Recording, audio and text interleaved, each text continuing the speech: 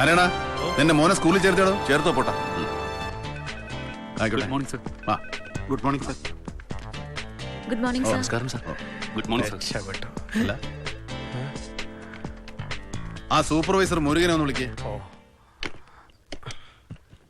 മുരുകൻ ഒന്നിങ്ങോട്ട് വരിക.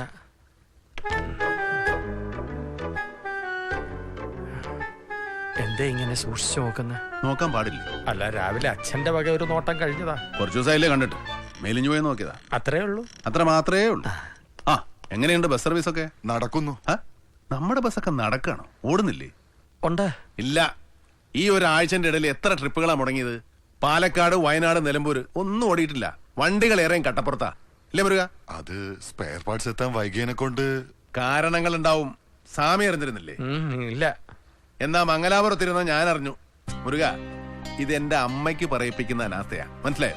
അത് എന്ത് കുതേ? കളക്ഷൻ ഉണ്ടാക്കല് മാത്രമല്ല ബസ് സർവീസ്.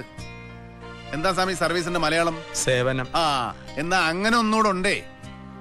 മറ്റു വാഹനങ്ങളില്ലാത്ത വയനാട്, നിലമ്പൂർ ഭാഗത്ത് ഉള്ളോട്ടൊക്കെ സാധു മനുഷ്യന്മാര് ലീല ബസ് കാത്തു നിൽക്കും.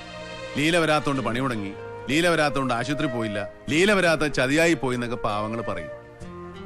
ഈ ലീല ലീല എന്ന് പറയുന്നത് എന്റെ അമ്മന്റെ പേരാണല്ലോ, ആണോ?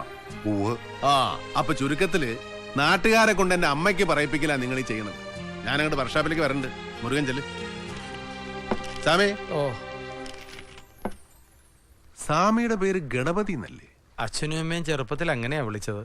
എന്തേ മാറ്റണോ? അല്ല, മുരുകനോട് പോകാൻ പറഞ്ഞപ്പോ ഗണപതി പോകുന്നത് കണ്ടു, അതുകൊണ്ട് ചോദിച്ചാ.